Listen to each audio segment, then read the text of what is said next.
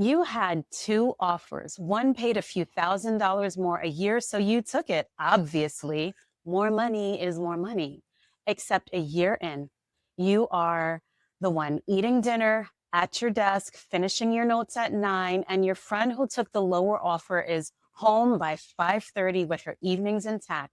Sure, she makes less money on paper, but she's also not working the extra 15 hours a week that you are. So run this math with me. Same-ish paycheck. Hers divided across 40 hours, yours divided against 55. Hour for hour, she's making more than you are. You took the bigger number and ended up with a smaller wage. That's the number that almost nobody runs before they sign, and that's actually the one that tells you what the job truly pays. I'm Candace Elam, a family nurse practitioner working full-time in New York City. This is part 6 of the series on reading the job behind the offer. Everything we've covered so far, the schedule, the inbox, the staffing, all of it has a price. And today we're putting a price on it. There are 2 hourly rates in every salaried job, and only one of them shows up in the offer letter. The first is the sticker rate. Take the salary divided by a normal full-time year, and that's the number that the offer is quietly implying you're going to earn per hour.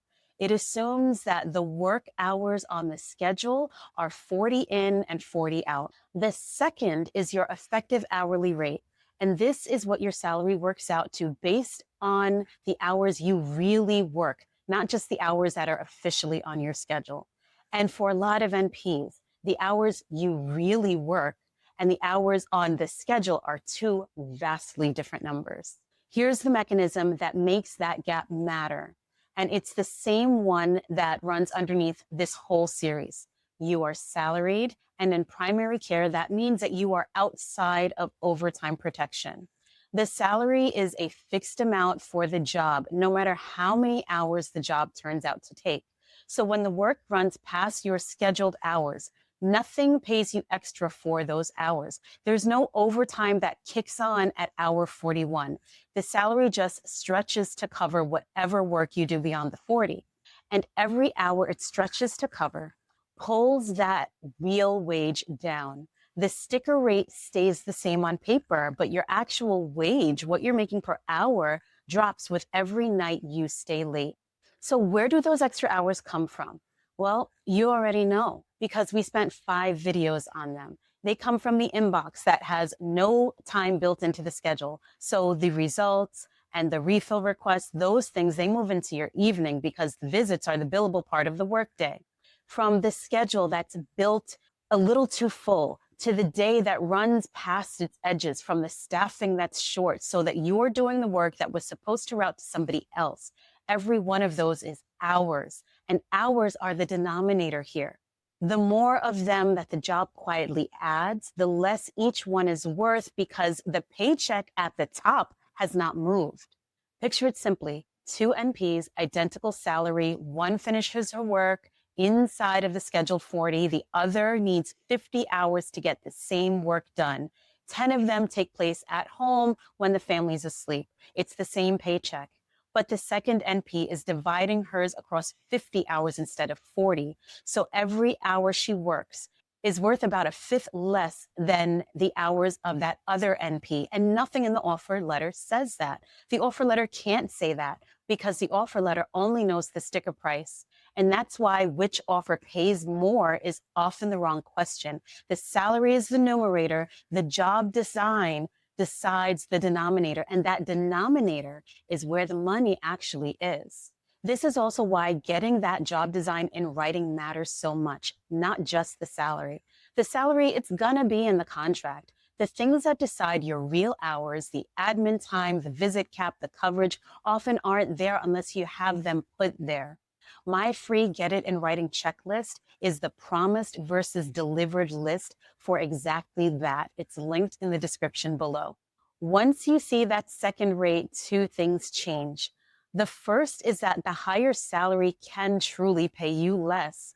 An offer with a bigger number, a day built to spill into your personal life, can quietly pay you a lower rate than an offer with a smaller number and a day where that work is built to fit inside of the business hours. The stickers say one thing, but the wage says the opposite. So if you compare on salary alone, you can pick the worst paying job and feel like you won. The second is what good looks like. A well-built job is one where the hours you actually work and the hours on the schedule are close to the same. When the design holds the work inside the workday, your real rate lands close to the sticker rate, and you can get paid for the job that you signed for at the wage that you signed for. That's the whole target. It's not a magic salary. A job where the number on the offer is still true at the end of the year once you account for all the hours. That's what you're really looking for. And here's the part that I want to be direct about because it really matters.